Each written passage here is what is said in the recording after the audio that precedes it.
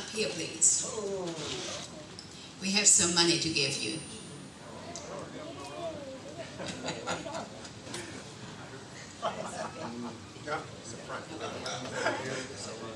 I may not be able to see too well, but I can hear pretty much.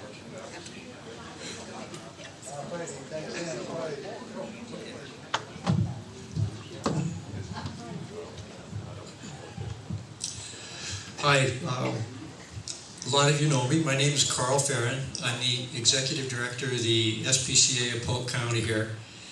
And as you probably know, we've been having a pretty tough year. A lot of it started with Hurricane Harvey last year. And one of the things that happened was when the people started leaving Houston because their homes were destroyed, they also brought their pets with them. And most of them weren't able to come up here and buy a new home, so they had to rent. And a lot of landlords wouldn't accept their pets. So usually they did one of two things. Some of them would bring them to us or to the county shelter, but a lot of them would just simply let them go. And they usually ended up in the shelter anyway, or at the sheriff's office, because there was simply no other place for them. We instituted a program last year that we've never done before, and the reason we never did it was because we didn't have the contacts and it was fairly expensive. And that is that we started transferring animals out of state mostly to the northern states, because they have such strict animal control ordinances on the books. They have, in many cases, free or low-cost spaying and neutering. They have licensing for breeders, very high fees, even higher if you are caught selling an animal without a breeder's license. They have registration fees and annual licensing for individuals, so they're able to keep the animal population under control. And as a result, they actually have a shortage of animals. So we started making contacts with these organizations. And last year, after Hurricane Harvey, during 2017, we transferred 120 of them. This year, we've already transferred almost 240 to other states. And when I say it's expensive, it costs us nothing to transfer the animals. That fee is paid by separate charitable organizations that raise money specifically for transferring animals to these northern states, to the shelters in these northern states, which are also no-kill shelters. So the transport fees are not our cost. However, we have to pay $50 to have a health certificate created for every animal that gets transferred across state lines. Also, many of the animals we transferred have already been spayed, neutered, and had all their shots. So, since we're not able to recoup any of that money by adopting them out, we have an investment of a minimum of $50 to probably $150 in every single animal that's been transferred. To date, we have transferred over 400 animals in the past 12 months. And even at the lowest cost figure of $50 per animal, that's over $20,000. And some of those animals, as I mentioned, probably a third of them had already been spayed and neutered. So we've estimated that it cost us about $30,000 over the past 12 months to transfer those animals out. Fortunately, we are at a point now where we do not have 2 to 2.5 times the animals in the shelter that we have capacity for. Our capacity was 78 animals. There were points that we had over 160. And that's just the dogs. We've had we have space for 30 cats. Currently, we have close to 90. And those are only the ones that are on site. That doesn't include the 40 or 50 dogs and cats that are in foster care as well. But fortunately, due to these transfers, those numbers have gotten down to where we have about 90 dogs on site. Cats, not so much. The cats are very slow movers. I mean, it's the truth. They are. Cats just don't move as fast as dogs do. And this year in particular, because of whatever reason, not sure what, it could be with the aftermath of Harvey, people bringing their cats up, the cat population exploded. We normally have 35 or 40 on site. We have better than double that right now. And it seems to be slowing down, but we still have them, and we still have to deal with them. One good thing that's happening right now, though, is that we have become what they call an adoption partner with Petco and PetSmart. And this is a process you have to go through to prove that you're a legitimate 501c3, that you have the capability of essentially staying in business and providing proper sheltering, transportation, so on for these animals. We have been going to one event about every 4 to 6 weeks because we haven't had the personnel, i.e. volunteers, to go to these events. And we have just recently pulled together a group of people so that we're going to be able to go to at least one event a week instead of one event every 4 to 6 weeks. In fact, next week we're actually going to 3 separate events, all in the same day. It's taken a long time to get to that point, partly because, as you know, it takes a while to get good quality volunteers, to get them trained, and make sure that they're going to be reliable in coming back to these events. So we're hoping that most of the transfers are over and our expenses are going to level out, and we're hoping that the adoptions are going to start to increase, where we can actually get some money back into the organization. We have, as I think you've seen in the paper, we have literally been going from week to week as far as money that we have operationally. It cost us approximately $800 a day to keep the facility open.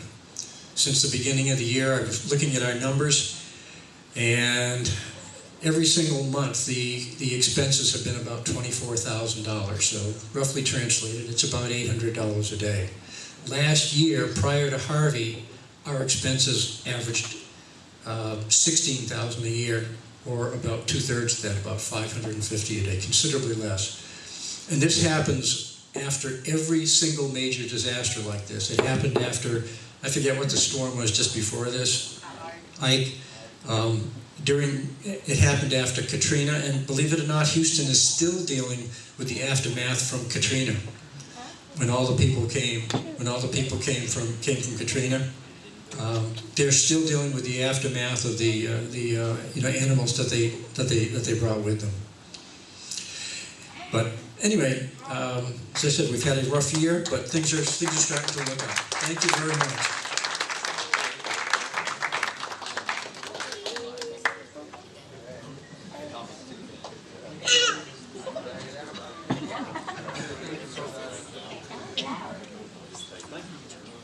Marty, would you come and introduce our guest? I guess I have the second presenter for today. Walmart manager Johnathan here. He's going to talk to y'all about things that are going on at Walmart and things we're doing here in Livingston. So I told you he had 2 minutes. That's it, thank you. I can handle that, I promise. 2 minutes is perfect. One of the biggest things that we have going on with Walmart that's new to our community that I think is really going to be beneficial to us is we're going to have curbside service and online grocery pickup. If you guys haven't drove by the store in the last couple of days, yet last night they painted the corner of my building orange. They've already started the parking spots for my OGP. Right now we've had pickup today where you go to the front of the store, you order it online, you come up there and you pick it up. The difference between OGP, which is online grocery pickup, and pickup today, those two things are going to be integrated now. So if you get online, it's really helpful for elderly community, disabled, single moms, and busy teachers, because you can go online, you can order all of your product, and then once you order your product, you pick a time. If it's ordered before 1 o'clock in the afternoon, you pick a time, and you come up there at that time. Whenever you get close, the GPS on your app of your phone, or once that time gets near, it'll alert us that you're ready there to be picked up. We'll pop out the back door. You don't even have to get out of your car. We go load it in your trunk and you drive on about your business. You don't even have to get out anymore. And since we're getting OGP, the pickup today is going to be integrated into that. So you'll never even have to leave your vehicle from now on if you want to do your online grocery shopping.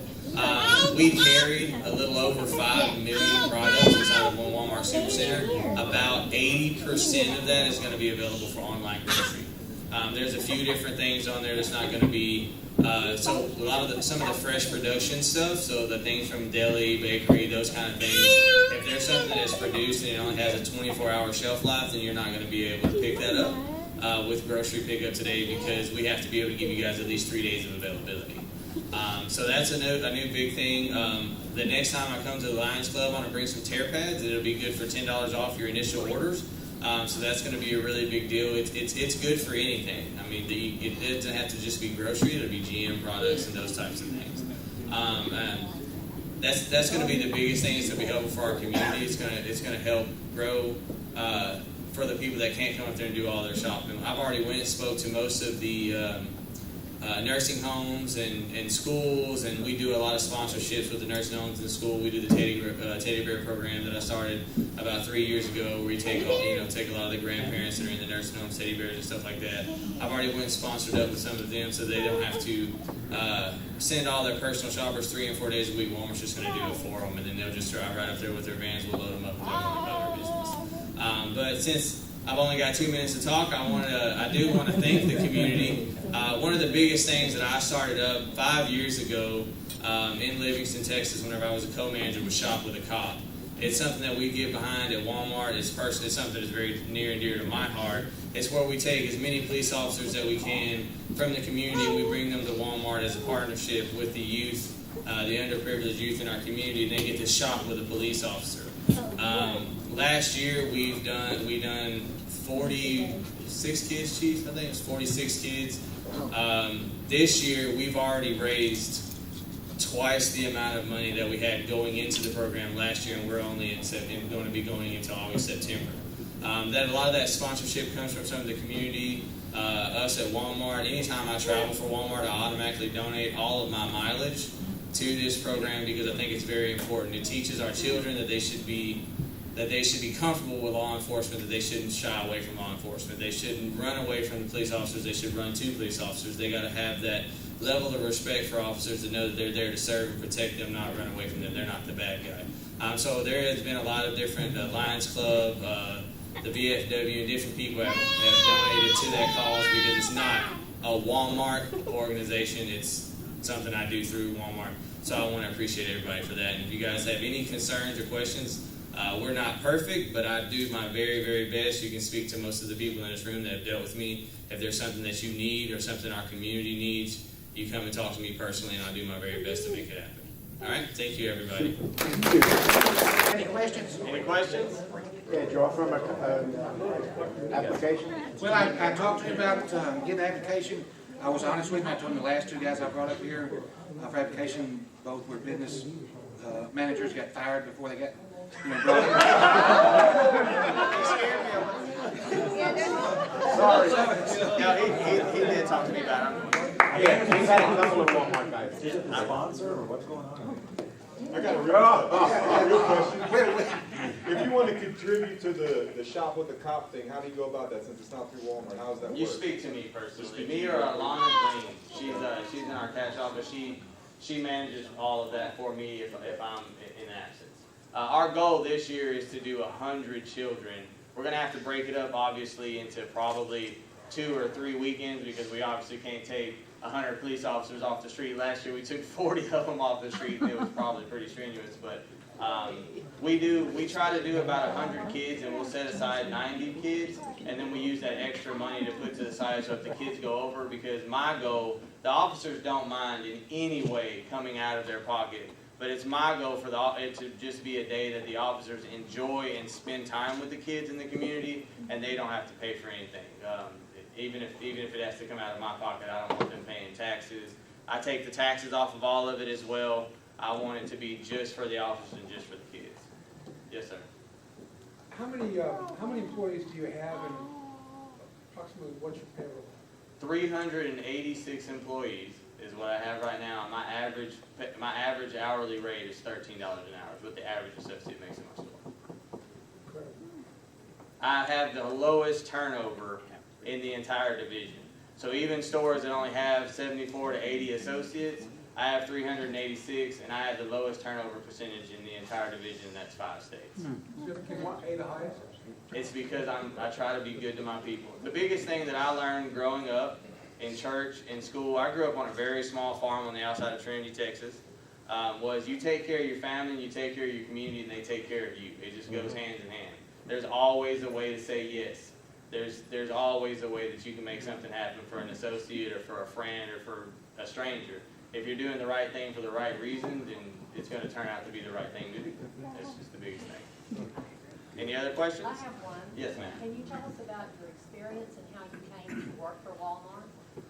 Yes. I graduated high school, and I had a D1 scholarship to play for Steve Smith at Baylor University. I got to my first year at baseball. Yes, baseball. I'm too small to do football, and definitely too short to play basketball. And I can't even dribble the ball, honestly. A year after I went into school at Baylor University, my sister was killed by her husband, and he killed himself. And I took her children, my oldest boys. They're 22 and 24 years old right now. I took them and I transferred back to Sam Houston State University, and I figured out that it was impossible to play baseball and raise kids at the same time. So one of my buddies was like, "You should go to work for Walmart." And honestly, I thought, Walmart? I ain't working at Walmart.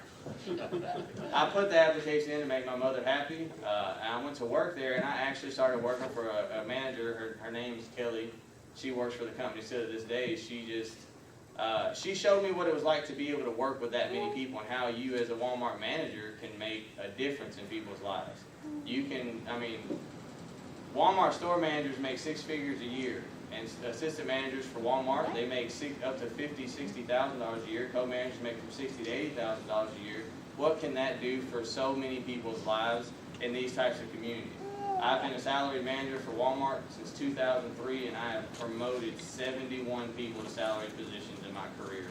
And I've only been with the company 18 years, and I've only been a salaried manager for 15 years.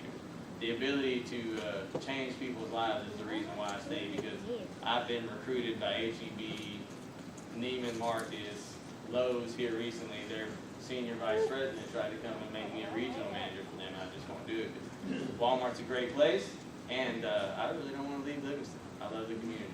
Yes, sir. I think on behalf of Lions Club, I'd just like to say thanks for being an awesome community member in this community and all that you do. Amen. I try. Amen.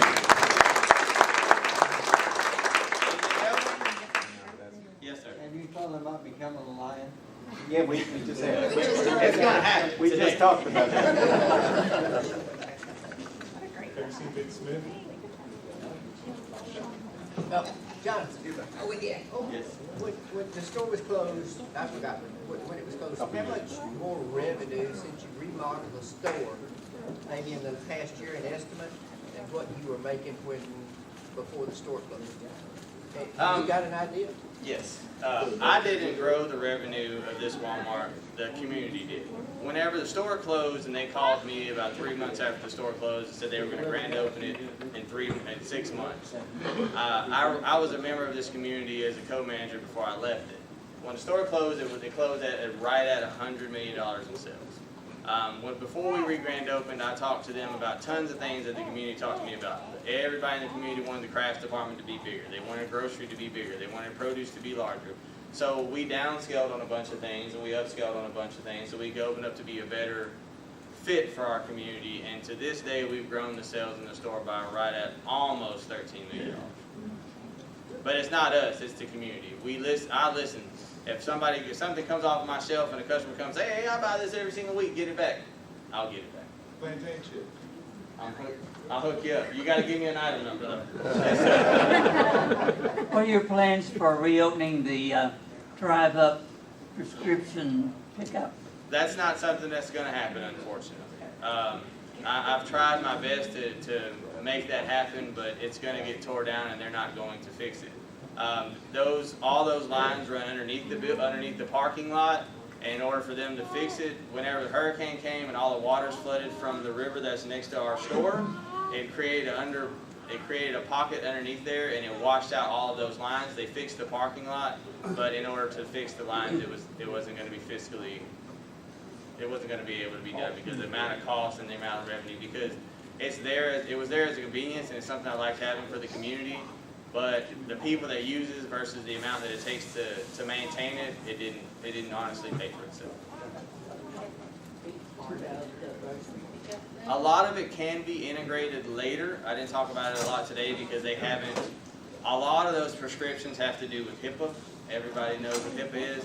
Well, we're going to have personal shoppers that go around doing all the shopping. Well, those people would be the ones going behind the counter to get the prescriptions. And that means they'd be able to see your address, your name, and all those types of things. So they're working out the kinks to make sure that nothing can be. That's why they kind of keep the counter. You're not even allowed to work behind the counter unless you're HIPAA certified. I can't pull a cashier from the front end and make them go check out folks in the pharmacy because they have to take training for HIPAA certification reasons. It's a law. All right. Anything else? That was more than 2 minutes. Y'all talk.